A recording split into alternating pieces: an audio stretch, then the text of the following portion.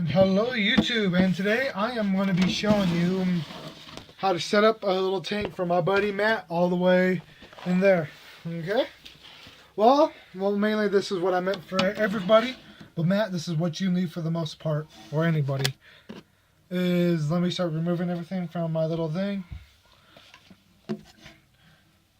And okay, first you just need any kind of hide. This will work, or any kind of hide. I like to use these little pipings because they work as well.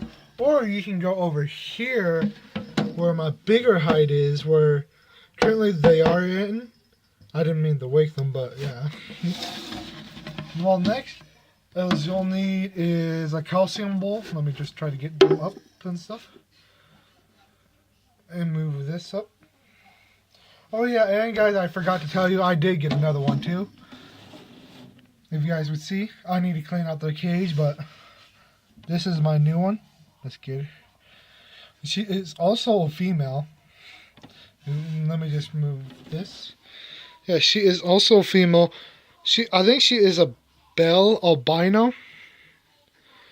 I wanted to show you guys that, but let's put her over here. Nice and gently.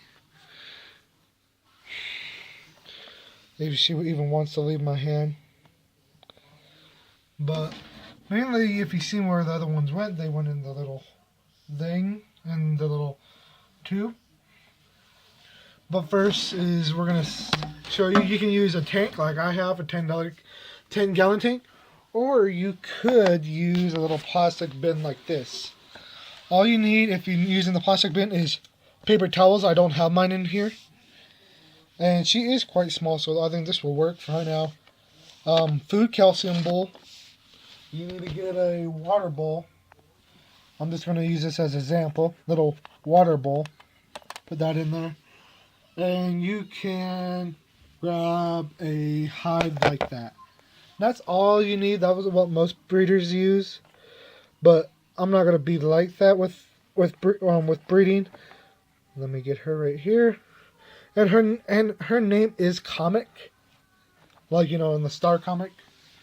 I am going to be breeding her in the summer. And her.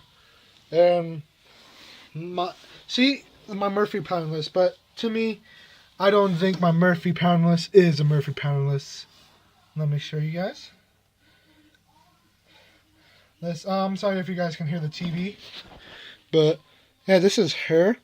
She has a really purple tail. If you guys didn't see in the other videos, her name is Snowball. She actually got, let me put her right here, so you guys can actually see her really good. She is my most trained. If you do see, she doesn't look like a Murphy Poundless anymore. See, I've been looking at videos. I don't think she does look like a Murphy Poundless, but that's my conclusion. But I'll just call her a Murphy Poundless. And I am doing a reptile thing tomorrow. And I'm bringing Rosie. If you guys haven't seen her, she's my crested gecko that's up there. But, yeah, I really like them. Mainly, I have more coming. But let's get back to the subject. But I'm going to hold her right here. Unless she wants to go back in. And there she goes. But yeah, that's all you need to set up. Oh yeah, and with this, you guys can use a heat pad. My heat pad is currently under my tank in the plastic. But you can use any heat tape and stuff. But when she gets older, or when any age of them gets like 50 grams and up, you guys have to start adding a little moist hide. And I did make this into a little bit weird of a moist hide. And if you guys can see, that's inside. It's actually pretty nice. You got Eco Earth into it. What I like to do with that is add another piping. Add them like, you know, add them like that. And yeah, and it goes right really nice into the tank. Let me careful of my feet. Let me grab Comic. And Comic I bought because one of the pet stores near me were trying to sell. Sorry, she kind of ran into my legs. Well, I'll just go let her explore on her own. Nope, she's right here. Yeah, but yeah, the pet store, one of the pet stores where I live, I do get all my pets from the same area, but except for her. I originally the PetSmart, well, yeah, PetSmart was trying to sell this albino at the other one that's like 5 miles down the road for $80. A albino like this. But I got her from the other PetSmart for only for $20. And I do like her. And she does have eclipse, I think. I'm not sure if you guys can see it in her eyes. But her eyes do have some red in them, like really red if you look at them. That's why I like her. And sorry about the TV. And I'm going to actually put her back where they all are. And they all are all females. And that's what I like. But any hide will work, really, guys. And what I mean is you can use from this kind of hide to... to this hide, to this hide. Or you guys can even use little water hide of both. But I'm not currently using this because I have all the stuff I set up in here. They really don't need all of it. But yeah, that's all you need really. Is what I'd like to do. I'm going to set mine up. Let me move Snowball real quick. Okay, and there she goes. Really don't want to hit her tail. Okay. I always add that right there. And let me move Snowball real quick. And if you guys do see, I'm not sure if you guys can see, but Snowball actually still have the patterns when she was younger and stuff.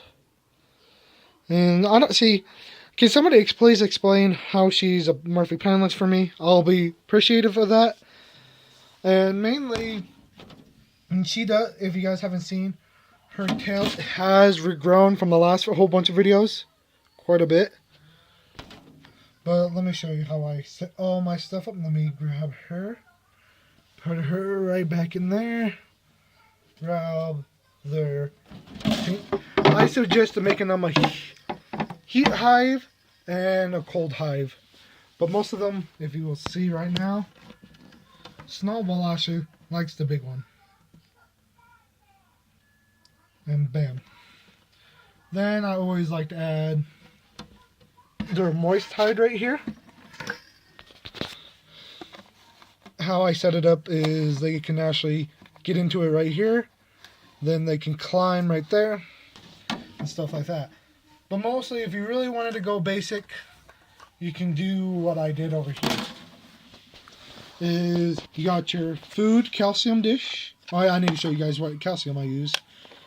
Water, little water dish, and your little hide. And you know what most breeders would have is a breeding rack. I do not have that right now because my collection is not. Let me put you right there. It's not big enough for a big one, but this is what I'm going to be using. It's for right now if I start breeding, because these are actually quite wide and stuff.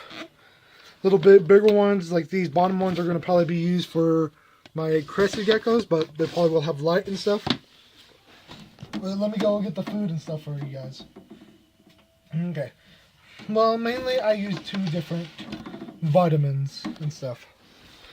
Right now I'm using this for my leopard geckos. It's reptile calcium without D3, so you guys can't see that. Then let me just try to do it with this. Oop. Then we got with D3.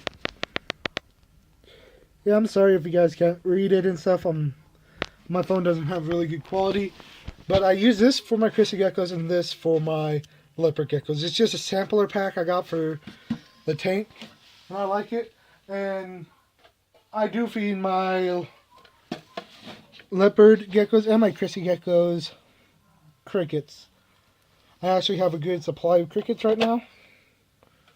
And mostly what I feed my leopard geckos are these guys. Let me open the container. I actually use mealworms. And these mealworms I bought like for a couple dollars. But they are living. And I do have a little food I gave them. And you're supposed to do is gut load your food, whatever you're using. I gut loaded my mealworms and my crickets. Because it's better to give them on a full stomach so the calcium and stuff from these guys can go to my babies and stuff. But yeah, that's all you need to set up your leopard gecko setup. And I think their mother two are in there. If you guys can see, I'm gonna face the camera right there-ish. That you can see there are some dirt because one of them was in there earlier just chillaxing. Yeah, and that's all you need is just, let me get the little thing back up. But I won't be using this. I'll probably have their own little container with a shelf. Is a little hide, probably bigger. I say, you know, if I really have to do this for a hide, I'll probably would go like this kind of deal. Is for babies like this. So they have a big hide. And they're going on food, water dish, and food calcium dish and a water dish. But that's all you need for leopard geckos. See you guys later.